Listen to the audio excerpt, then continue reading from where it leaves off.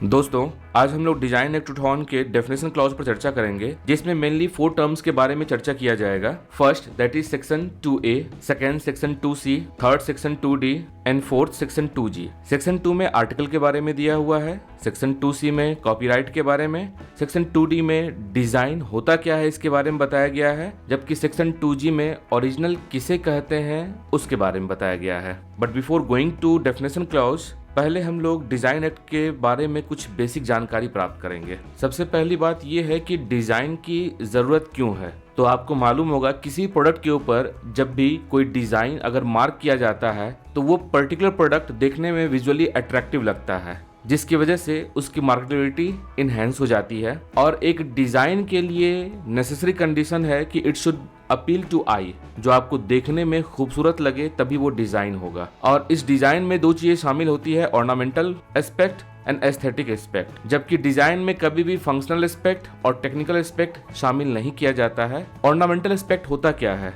जो देखने में खूबसूरत लगता है, दैट इज ऑर्नामेंटल, और एस्थेटिक वही है। अगर फंक्शनल की बात की जाए तो उस डिजाइन का वो रूप जिसके वजह से वो अपना काम कर पाता है वो फंक्शनल है। लाइक अगर हम लोग एग्जांपल लेते हैं एक टूथब्रश का अगर ये शेप है तो ये इसका फंक्शनल शेप है, और यही एक टेक्निकल रिजल्ट देता है कि आपके दांतों की सफाई होती है। अब दूसरी बात ये आती है कि डिजाइन को प्रोटेक्ट क्यों किया जाना चाहिए। तो डिजाइन को प्रोटेक्ट करने का सबसे बड़ा कारण आपको ये है बिकॉज इट इनकरेजेस क्रिएटिविटी, और इस क्रिएटिविटी के वजह से किसी पर्टिकुलर प्रोडक्ट की मांग मार्केट में ज्यादा हो जाती है, जिससे इकोनॉमिक डेवलपमेंट होना चालू होता है और अल्टीमेटली नेशन के इकोनॉमिक डेवलपमेंट में ये बहुत ज्यादा सहायक होता है। इसके अलावा डिजाइन की वजह से किसी प्रोडक्ट की कमर्शियल वैल्यू जो होती है वो इनहेंस कर जाती है, और लोग डिजाइन बनाने के लिए इसलिए भी जागरूक होते हैं और इच्छुक होते हैं बिकॉज डिजाइन से उन्हें मोनोपोली मिलती है। लेकिन ये परपेचुअल नहीं होता है, बल्कि एक लिमिटेड मोनोपोली इन्हें मिलती है, फर्स्ट 10 ईयर्स की, और उसके बाद एक्सटेंडेड मोनोपोली 5 ईयर्स की होती है, जिसके बारे में जब हम लोग सेक्शन में चर्चा करेंगे तो फिर देखेंगे। उसके बाद इस तरीके से हम लोग देख सकते हैं कि एक डिजाइन के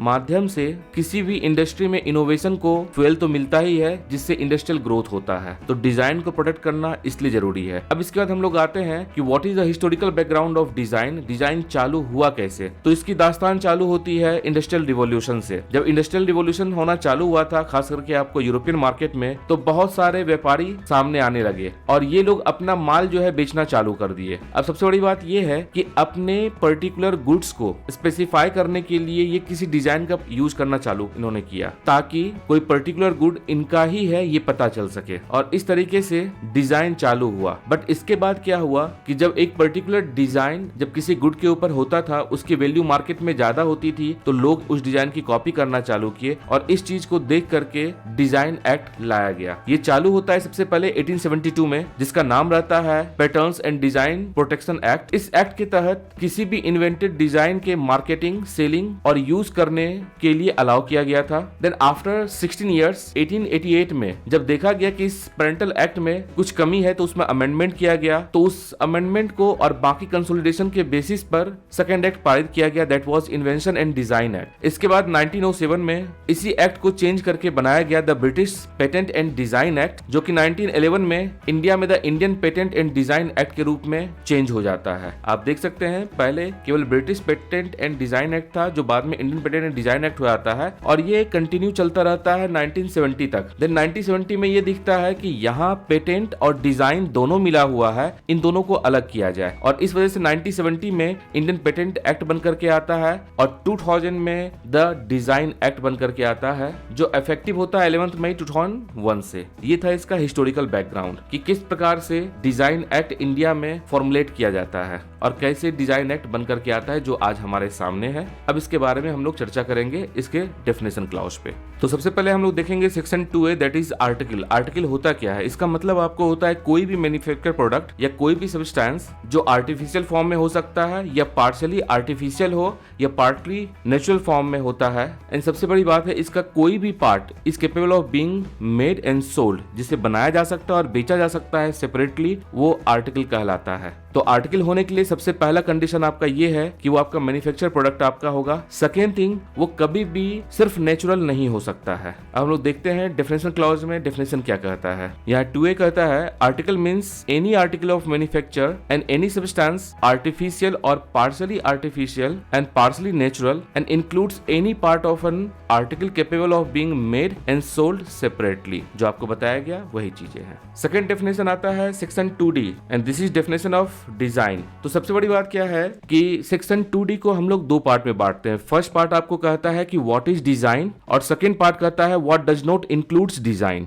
और जब फर्स्ट पार्ट को हम लोग एसेंशियल फीचर के बेसिस पे डिफरेंशिएट करेंगे तो पाते हैं कि सबसे पहले इसमें कहा जाता है कि डिजाइन में जरूरी है कुछ फीचर्स का होना। और फीचर्स क्या हो सकता है? That is shape, configuration, pattern, ornament and composition of lines and colours. Shape आप समझ सकते हैं 3D में आपका हो सकता है, कॉन्फ़िगरेशन किसी भी चीज का हो सकता है, पैटर्न बहुत सिंपल है, ऑर्नामेंट जो उसका एस्थेटिक सेंस आपको, and composition of line and colours. इन सारे में से कोई ना कोई एक फीचर्स का होना जरूरी है डिजाइन के लिए। तो किसी भी डिजाइन के लिए इन 5 फीचर्स में से एटलीस्ट 1 फीचर का होना एसेंशियल है। सेकेंड, जो इसका एसेंशियल फीचर है that is application of this features. In features का एप्लीकेशन चाहे शेप के रूप में हो, कॉन्फ़िगरेशन के रूप में हो, पैटर्न के रूप में या ऑर्नामेंट या कंपोजिशन के रूप में हो, जब भी इस फीचर्स का एप्लीकेशन होगा तो वो किसी आर्टिकल के ऊपर होगा। और आर्टिकल क्या होता है इसके बारे में हम लोग ऑलरेडी चर्चा कर चुके हैं 2A में। अब जब भी होगा तो ये किसी आर्टिकल के ऊपर होगा और कोई आर्टिकल अपने आप में डिजाइन नहीं हो सकता है, बल्कि इन सारे चीजों का कॉम्बिनेशन किसी आर्टिकल के ऊपर अगर होता है तभी वो डिजाइन कहलाएगा। इसी कारण कहा गया है कि on article can not B an article itself. अब ये जो एप्लीकेशन हो सकता है वो 3 तरीके से हो सकता है। फर्स्ट 2D के फॉर्म में हो सकता है, 3D के फॉर्म में हो सकता है और 2D एंड 3D दोनों फॉर्म में हो सकता है। 2D का मतलब है जो हमारे पास फीचर्स है like ornamentation, pattern, lines, colours, ये 2D में आपको आता है, जबकि शेप ऑफ अ प्रोडक्ट वो आपका 3D में आता है। अब इसके बाद इसका थर्ड एसेंशियल फीचर्स है that is process of application, कि इस एप्लीकेशन का प्रोसेस किस प्रोसीजर के थ्रू किसी आर्टिकल के ऊपर इसका एप्लीकेशन हो सकता है। तो उसके लिए कहा जाता है कि जो प्रोसेस होगा that should be industrial process. और इंडस्ट्रियल प्रोसेस का मतलब है कि यहाँ मैनुअली भी आपको काम हो सकता है, मैकेनिकली भी काम हो सकता है, केमिकली भी काम हो सकता है, इन तीनों के कॉम्बिनेशन से काम हो सकता है, या ये तीनों सेपरेटली उसके ऊपर अप्लाई किया जा सकता है। देन अब क्या है कि आपके पास ये फीचर्स आ चुका, इसका एप्लीकेशन आपने किसी आर्टिकल के ऊपर कर दिया थ्रू द इंडस्ट्रियल प्रोसेस। अब सबसे एसेंशियल फीचर्स जो है डिजाइन का वो ये है, it should appeal to your eyes, so it can be judged solely by the eyes. एक डिजाइन तभी होगा जब वो देखने में आपको अच्छा लगेगा। तो इसी कारण कहा गया मस्ट विजुअली अपीलिंग। और जरूरी नहीं अपीलिंग होने का मतलब कि इसमें कोई आर्टिस्टिक वर्क हो या किसी भी तरह का इसमें कोई आर्टिस्टिक मेरिट हो, बल्कि इन सारे फीचर्स में से कोई भी फीचर्स उसके ऊपर अप्लाई किया जा चुका है तो वो डिजाइन कहलाता है। डिजाइन के लिए एसेंशियल 4 इंग्रेडिएंट्स है। First that is feature, second that is application, third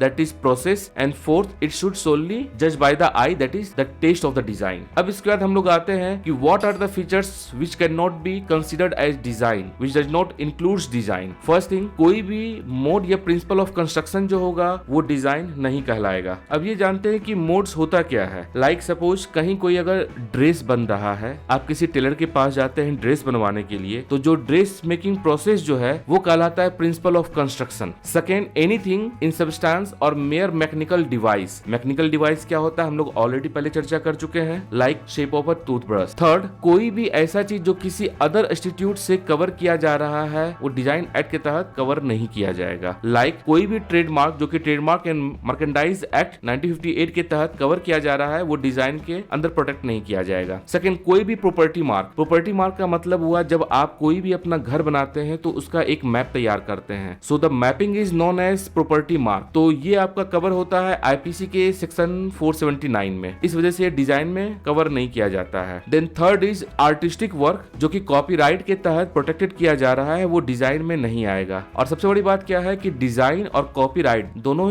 का ही एस्थेटिक एस्पेक्ट होता है, बट दोनों में बेसिक डिफरेंस ये है कि कॉपीराइट का ड्यूरेशन बहुत लंबा होता है जबकि डिजाइन के लिए ड्यूरेशन 10 ईयर्स प्लस 5 ईयर्स होता है। अब हम लोग एक बार डेफिनेशन देखते हैं डिजाइन का। 2D design means only the features of shape, configuration, pattern, ornament और कंपोजिशन ऑफ लाइंस और colour applied to any article. Article का मतलब क्या है, 2A में जो दिया हुआ है, वेदर इन 2 डायमेंशन और 3 डायमेंशन और in both forms by any industrial process क्या हो सकता है, मैनुअल, मैकेनिकल, केमिकल, सेपरेट और combined with the finish article appeal to and are जज सोनली बाय द आईज। ये आपका होता है फर्स्ट पार्ट डेफिनेशन का कि डिजाइन में क्या क्या इंक्लूड होता है, जो हम लोग ऑलरेडी चर्चा कर चुके हैं। सेकेंड पार्ट इसका कहता है but does not include any mode or principle of construction. Mode and principle of construction क्या है, जो ड्रेस मेकिंग का आपको बताया गया, और anything which in substance a mere mechanical device, toothbrush का एग्जांपल जो दिया गया, and does not include any trademark as defined in clause 5 of subsection I of section 2 of the Trade Merchandise Mark Act 1958, then property mark and then copyright में जो protect किया जाता है वो डिजाइन में नहीं आता है। आई होप इसका डेफिनेशन आपको समझ में आ चुका होगा। इसका क्या क्या एसेंशियल इंग्रेडिएंट्स है वो आपको समझ में आ चुका होगा। डिजाइन में क्या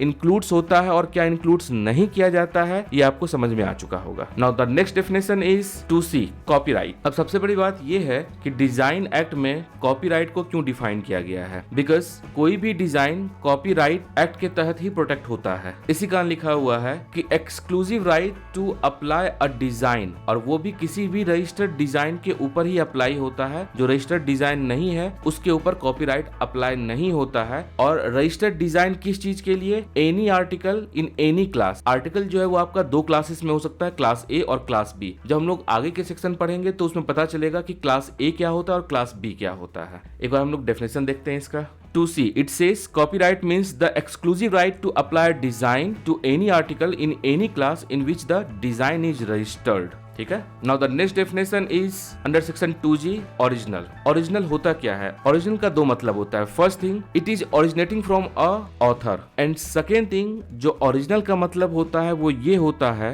कि जो ओरिजिनल है वो हो सकता है कि वो ओल्ड हो बट उसका एप्लीकेशन न्यू है तो वो ओरिजिनल कहलाएगा। Like I am giving an example. उससे पहले हम लोग ये जानेंगे कि what is the difference between new and original. अब सपोज दिस इज ओरिजिनल, तो इस फिगर में जो न्यू होगा दिस वन इज न्यू। कहने का मतलब ये हुआ कि ऐसा है कि कोई ओरिजिनल आइडिया यूरोप में, अमेरिका में, इंडिया में, अलग अलग जगह अलग अलग लोगों के पास ओरिजिनल आइडिया आ सकता है, लेकिन जो आइडिया मार्केट में पहले आता है वो न्यू आइडिया कहलाता है। तो यहाँ इस डेफिनेशन का मतलब ये हुआ कि ओरिजिनल का मतलब ये ओल्ड हो सकता है लेकिन इसका एप्लीकेशन किसी पर्टिकुलर जगह जो है किया गया है वो न्यू एप्लीकेशन किया गया है, तो ये ओल्ड होने के बावजूद ओरिजिनल कहलाएगा। अब इस पे बराबर एग्जाम में क्वेश्चन आता है नोवेल्टी को लेकर कि इनकी नोवेल्टी होता क्या है। नोवेल्टी का मतलब होता है कि जिसके अंदर ओरिजिनल और न्यू दोनों का फीचर इंक्लूडेड हो वो नोवेल्टी कहलाता है। लाइक इस केस में हम लोग कह सकते हैं कि जो भी न्यू होगा वो नोवेल्टी कहलाएगा, बिकॉज इस न्यू के अंदर दोनों फीचर्स है, ओरिजिनल भी है और न्यू भी है। और इस पर हमारा एक केस लॉ भी है, Bharat glass tube limited versus Gopal glass work limited. इस वाले केस में होता ये है कि जर्मनी से एक डिजाइन मंगवाया जाता है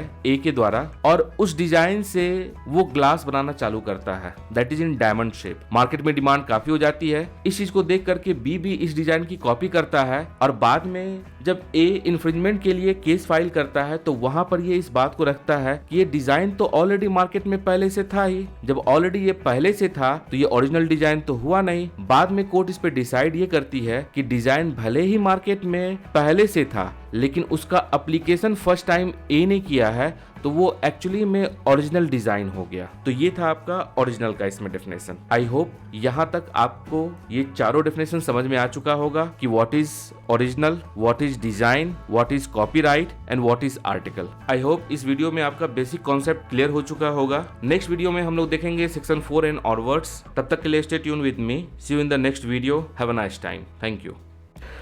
यदि आपको यह वीडियो पसंद आया हो तो आप इसे लाइक करें, सब्सक्राइब करें तथा शेयर करें। Thank you.